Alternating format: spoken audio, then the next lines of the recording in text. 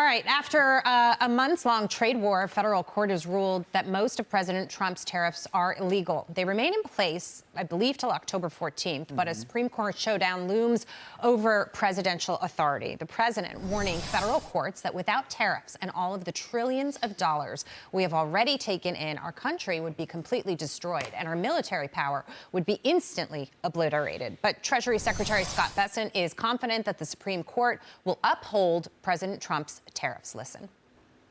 We think we're going to win at the Supreme Court. We are close to a tipping point where we could have financial instability due to these large and persistent trade deficits. So we are trying to head off a crisis.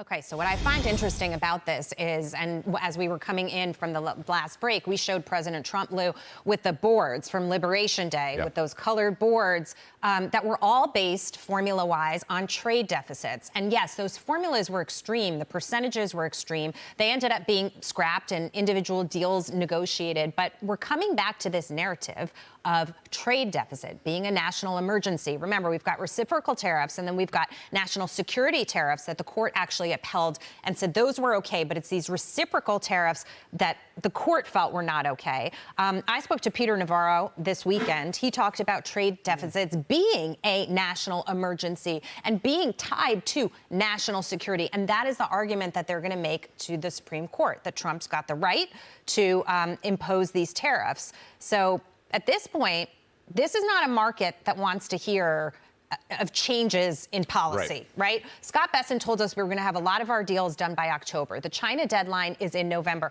They want to see this wrapped up, and they don't want to see tumult and courts getting involved and saying you can and you can't and where that goes. We've tangentially warned about this risk here between yourself and Lydia, the legal eagle, saying like this was the challenge that could keep coming back and threatening just the unilateral agreement that we have. But here's where I'll come down. I said it the last time.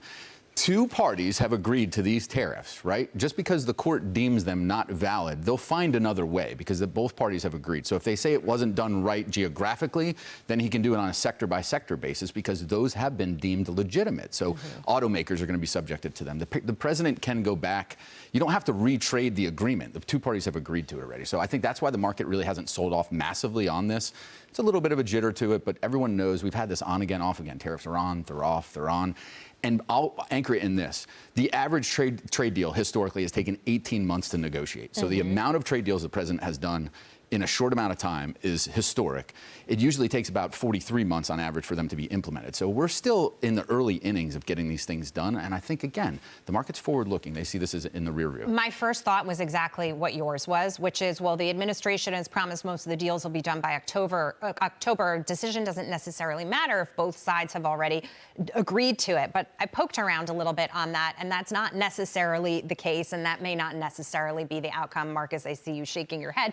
Also, these deals might not all come together by October. So I actually think the court decision will be very, very significant with respect to whether these tariffs stay in place. Even if for some reason the Supreme Court didn't rule in the Trump administration's favor, Lou brings up a great point, though. You could restructure these deals and work around them. You could argue through the national security lens, for example, that many of these tariffs would be valid. I mean, there are a lot of different ways it could play out. Well, we all know we need to do something different to deal with the deficit. But have all the trade deals been agreed to? No. No, not all of them. Well, you said that. No, the ones that have been, he said they've been agreed to, right, between two parties. So if you and I agree on what our transaction is going to be, a third party shouldn't tell us if our transaction is good or bad, unless it affects people in a negative way. Correct. In this particular instance, we do have to get things back on track. The deficit's spiraling out of control. We're not building enough here in the U.S. So do you want the decision to be split on the deals that have been agreed to and the deals that have not been agreed to? No, I think the president's going to get his deals regardless. I think the president will find a way because you're already seeing it happen. You're seeing the positive economic effect in terms of the trade balance. You're seeing the tariff revenues coming in. Business results speak for themselves. So I think my overarching thing as an investor first, we've done deals as an investment banker. You always find a way to get the deal done if you know what the outcome is that you want. I mean, it just is what it is. The president is a businessman. He's going to operate that way. But the market is vomiting on this. The uncertainty. Yeah, the uncertainty. They just want to know, what am I buying? What's the forward-looking earnings? And if I don't know how to factor the market's getting the bond market's getting nervous because they think we're going to have to pay back all the tariff revenue that we've gotten so far, Right. which puts a squeeze on the federal budget. It's a confidence issue. I ultimately think the Supreme Court will rule in the administration's favor, but we don't know until we see that come down. Brian, what do you make of the federal appeals court decision that came out, by the way, in a sleepy kind of way, late on Friday before a holiday weekend? They just dropped this kind of bomb when everybody's traveling and going away. President Trump on Truth Social called that court out. He said it was partisan. You had it was a 7-4 decision. Yeah. You had 6 judges who were appointed by Democrat presidents. And he said, basically, this is another situation of weaponization of government in the judicial branch. And here we are again. Well, I really wish I was a lawyer right now to be able to take you through this. But I do. It is interesting. It may be partisan, but the judge who ruled in favor of Trump on that panel was an Obama guy. So it's not as clear cut as you think. Look, I'm not a lawyer, but I think one of the greatest things that happened in this country in the last few years is the Supreme Court's ruling on the major questions doctrine. And they basically said that executive branch bureaucrats and regulators can't run a Mack truck through a very limited scope that Congress gave them to regulate something. That's how we got rid of the student loan handout. That was Supreme Court saying you can't do that. Congress didn't give you that right. Right. That's how we got rid of the greenhouse gas emission regulation. Same thing. It's the same basis for this decision. If the Supreme Court rules against Trump, it's going to be on the basis of the major questions doctrine. Now, you may not like that because you want tariffs, but I'm just saying to you, that is a economy saver that the Supreme Court ruled in that way. That's the Chevron doctrine Yes. stuff. So that's why I think actually the Supreme Court might rule against Trump on the basis of that. And you may not like it in the case of tariffs, but you do have to like that ruling in on the basis of what it does for the. But here's my other thing, just really quickly. The president can do tariffs. He doesn't need to do it all under the IEEPA. He's got Section 232, Section 201, Section 301. The same way he did tariffs in the first administration, he can do them now. So he's not without resort on tariffs if he loses at the Supreme Court, which is why I'm not panicking about any of this. We had a first Trump administration. We saw how he did it then. He can do it that way. And more importantly, the Biden administration didn't repeal any of those tariffs too either, right? So you have the precedent. But the court said that those tariffs are fine because they were done for national security purposes. So those are not the tariffs that are at issue here. So if he had done them all that way, we wouldn't even be having this conversation. But he didn't, Brian. He chose to use those emergency powers. So I want to tease out what you're saying because I think it's really important to you, Jerry, which is that what the majority said here, partisan, nonpartisan, whatever, the opinion was these tariffs, the reciprocal tariffs are a tax. And only Congress has the power and the authority to impose a tax. Well, simple question. Well, we're going to see what happens with the Supreme Court. I think that's where it's all going. I think there are a lot of people out there that are saying that the court is going to go with the president, that's how it's, despite what you were saying, Brian.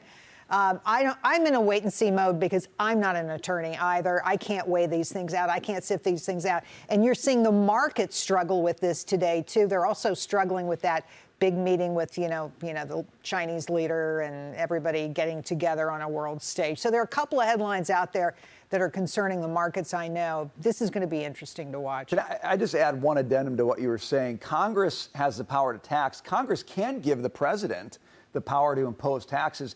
But what the courts are saying is you got to do that explicitly, and they didn't do that explicitly under IEEPA like they did under Sections 232, 201, 301. So, it is kind of a touchy legal analysis, but it doesn't mean the president can't do tariffs. He just can't do them in as sweeping of a way as he tried to under IEEPA.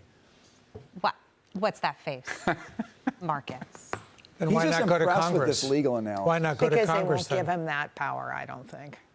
Do you think he'd retrade some of them now? He has basically 45 days. Does he pursue a different path in the next 45 days and therefore set another precedent to almost anticipate an adverse ruling and then go, okay, we're just going to go back and retrade the other ones as well? I think he's got to figure out what doors to go through, and he will. Yeah, there are doors. I'm just saying there are doors to go through. The tariff door, whether you want it shut or not, the tariff door is not shut. Even if the president gets soundly defeated at the Supreme Court, the tariff door. It is very hard to run a business right now. Harder than people realize, trying to figure out how you're going to price things and how you're going to bring things in and when you're going to bring them in. And should you hold them before you bring them in? The supply chain is more broken than people think it is right now. Yeah, to your point earlier, it's it's gonna about get worse. clarity, right? Clarity for businesses, Yeah. clarity for investors. Some of that got taken away right now, but I think Yeah. it gets restored pretty quickly. All right, we will be watching with bated breath, and of course, it's a wait and see.